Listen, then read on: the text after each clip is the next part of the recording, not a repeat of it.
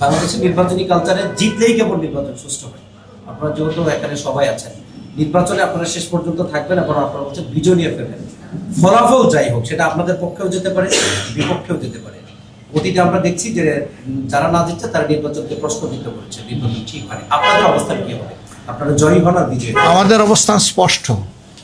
আমরা বললেই এটা সুষ্ঠু হবে না, আর সুষ্ঠু হয়নি বললেও এটা ওই রকম হবে না। যখন জনগণ বলবে যে না এটা সুষ্ঠু হয়েছে, আমরা এটা শ্রদ্ধার সাথে মেনে নেব। আমরা বিজয়ী হই অথবা আমরা বিরোধী দলে বসে, এটা কোনো ম্যাটার করে না। আমরা আমাদের জনগণের উপর খুবই আস্থা রাখি, গভীর আস্থাশীল, এবং আমরা বিশ্বাস করি জনগণ সঠিক রায়টি দিবে ইনশাল্লাহ। আপনারা আজকে যারা বসলেন নির্বাচনের ঠিক আগে 11 জনের নেতারা, আপনাদের মধ্যে আসলে কি আলোচনা হয়েছে? আজকের এজেন্ডা কি ছিল? আপনারা বিশেষ কোন বিষয়টিকে গুরুত্ব দিয়েছেন, যেহেতু সবাই একসাথে বসেছে? যা বলেছি এগুলোই আমরা আলোচনা করেছি, আলোচনা করেই আমরা বলেছি। আলোচনার বাইরে আমরা কিছু বলিনি। আমাদের প্রচারণার শুরু থেকে গণভোটে হা, এই মোটিভেশন নিয়েই আমরা কাজ করে যাচ্ছি এবং আমরা আশাবাদী ইনশাল্লাহ বিপুল ব্যবধানে হা বিজয়ী হবে। হা যদি বিজয়ী হয় তাহলে বাংলাদেশ জিতে যাবে। হা যদি বিজয়ী হয় তাহলে ইনশাল্লাহ জুলাই আকাঙ্ক্ষা বাস্তবায়িত হওয়ার পথ খুলে যাবে। হা যদি বিজয়ী হয় তাহলে অতীতের নির্যাতন নিপীড়নের অবসান ঘটবে এবং তার যৌক্তিক ন্যায়সঙ্গত বিচার হবে। হা বিজয়ী হলে আবরার ফাহাদ থেকে শুরু করে আমাদের বিপ্লবী শরীফ উসমান হাদি পর্যন্ত সকলের বিচারটা তাদের পরিবার পাবে। এই যে 1400 শহীদ যারা জীবন দিয়ে এই জাতিকে জীবন এনে দিল, তাদের প্রতি আমরা গভীর শ্রদ্ধা নিবেদন করছি এবং সেই সাথে সকল জুলাই যোদ্ধাদের প্রতি। আমাদের অবস্থান মূল থেকেই স্পষ্ট ছিল। আমরা এই দলগুলো সবসময় সংস্কারের পক্ষে ছিলাম, আমরা পরিবর্তনের পক্ষে ছিলাম। জাতি অতীতের রাজনীতির ভুক্তভোগী এবং এই জাতির অনেক ক্ষতি হয়ে গেছে। 54 বছরে এই জাতি বহুদূর এগিয়ে যেতে পারত। দুর্নীতি দুঃশাসনের কারণে জাতি এগুতে পারেনি। আমাদের অঙ্গীকার হচ্ছে দুর্নীতির বিরুদ্ধে স্পষ্ট অবস্থান এবং আমরা সমাজে সুশাসন বা গুড গভর্নেন্স দেখতে চাই। এর সাথে সাথে আমরা সমাজে সর্বত্র ন্যায় বিচার কায়েম করতে চাই। এই দুইটা জিনিস যদি নিশ্চিত করা যায় তাহলে আমাদের সমাজ যেভাবে পশ্চাৎপদ হয়ে পড়ে আছে এই অবস্থা থেকে উত্তরণ হবে। এবং আমাদের যুবকদের আকাঙ্ক্ষা ছিল যে তারা হাতে কাজ নিয়ে দেশ করতে চায়। তারা কোনো ভাতা বা কোনো ধরনের কারো কোনো দয়া দেখতে চায় না। তারা নিজেই এই বাংলাদেশ গড়ার গর্বিত অংশীদার হতে চায়।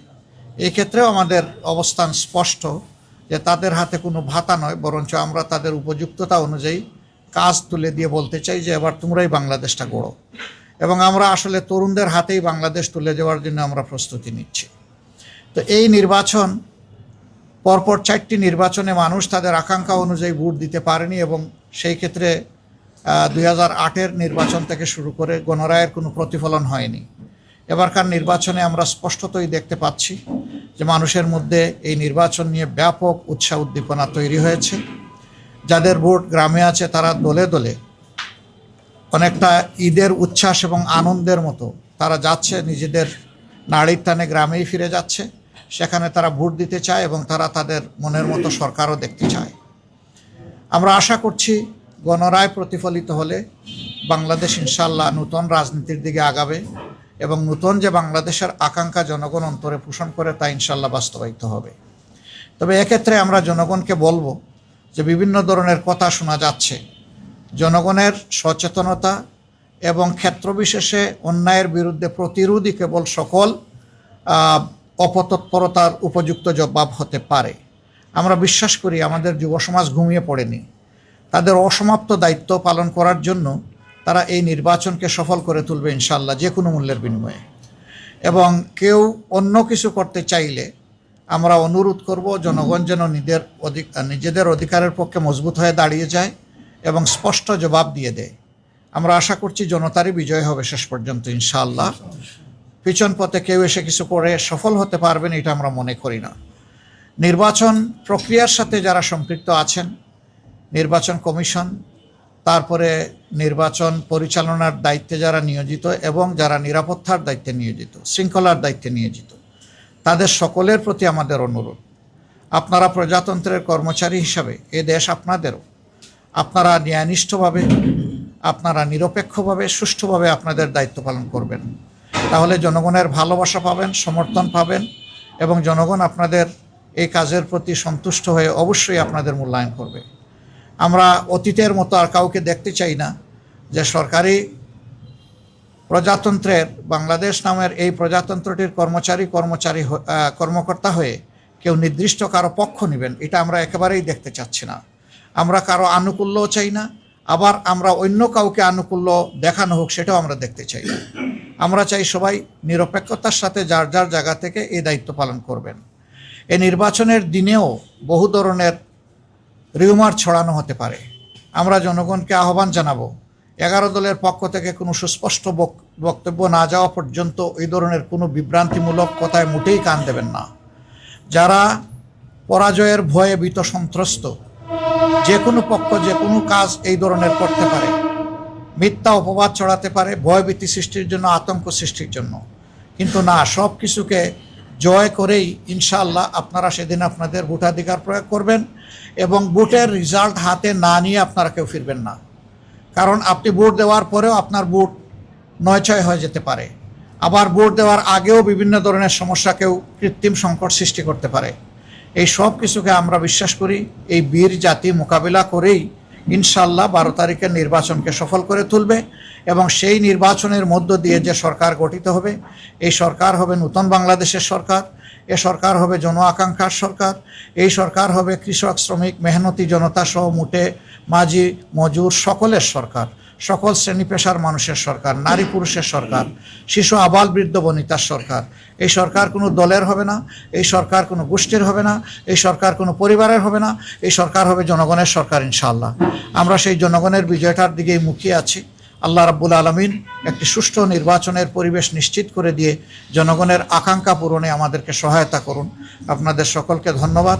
এখানে আমাদের 11 দলের অন্যান্য সহকর্মীবৃন্দ আছেন, শীর্ষ নেতৃবৃন্দ আছেন, আপনারা সবাইকে দেখতে পাচ্ছেন। কেউ ইচ্ছা করলে আমার বক্তব্যের পরেও তারা সাপ্লিমেন্ট করতে পারবেন, মোস্ট ওয়েলকাম। এবং আমরা জাতিকে এই বার্তাই দিচ্ছি, একটি সুষ্ঠু নির্বাচনের জন্য সর্বাত্মক সহযোগিতায় 11 দল প্রস্তুত। আমি যখন একটা প্রশ্ন করব, সেটা হচ্ছে যে আমরা অনেক জায়গা থেকে খবর পাচ্ছি যে কিছুটা বিশৃঙ্খলা হচ্ছে, হামলার শিকার হচ্ছে। কিছুক্ষণ আগে আমরা শুনলাম যে পঞ্চগড়ে সাজিদ সালামের গাড়ি বহরও হামলা করার চেষ্টা করা হয়েছে। তো এই পরিস্থিতিতে নির্বাচন আর মাত্র কয়েক ঘন্টা আছে, কিছু ঘন্টার পরে নির্বাচন।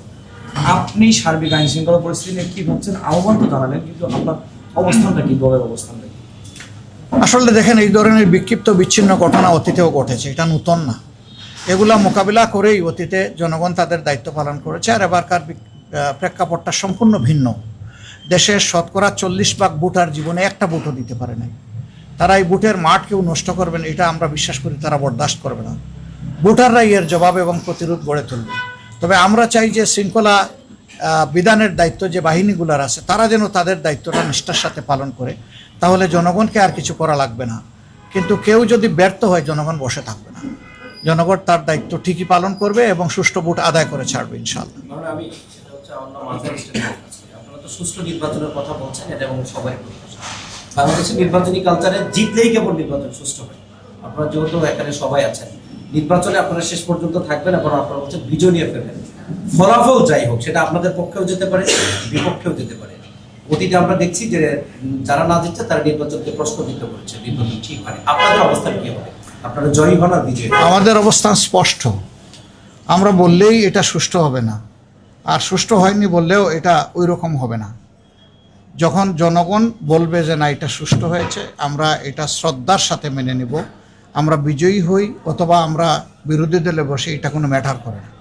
আমরা আমাদের জনগণের উপর খুবই আস্থা রাখি, গভীর আস্থাশীল, এবং আমরা বিশ্বাস করি জনগণ সঠিক রায়টি দিবে ইনশাআল্লাহ। আমরা মৃদুয়াল, আমি বিবিসি টেলিভিশন থেকে বলছি, আপনারা আজকে যারা বসবেন নির্বাচনের ঠিক আগে 11 দলের নেতারা, আপনাদের মধ্যে আসলে কি আলোচনা হয়েছে? আজকের এজেন্ডা কি ছিল? আপনারা বিশেষ কোন বিষয়টিকে গুরুত্ব দিয়েছেন, যেহেতু সবাই একসাথে বসেছে? যা বলেছি এগুলোই আমরা আলোচনা করেছি, আলোচনা করেই আমরা বলেছি। আলোচনার বাইরে আমরা কিছু বলিনি। সবাইকে শুকরিয়া, আর দোয়া করেন। দেশটা তো আমাদের সকলেরই ভাই। আমরা হাতে হাত মিলিয়ে, কাঁধে কাঁধ মিলিয়ে একটা সুন্দর দেশ আমাদের আগামী প্রজন্মের জন্য একটা নিরাপদ দেশ, আমাদের নারী সমাজের জন্য একটা নিরাপদ দেশ, শিশুর জন্য একটা তার স্বপ্ন বাস্তবায়নের দেশ, বৃদ্ধ যারা হয়ে গেছেন এই দেশকে দিতে দিতে তাদেরও আকাঙ্ক্ষার শান্তিতে যাতে দুনিয়া থেকে তারা বিদায় নিতে পারেন সেই রকম একটা দেশ আমরা উপহার দেওয়ার জন্য আগামী 12 তারিখ ইনশাআল্লাহ এগিয়ে যাই।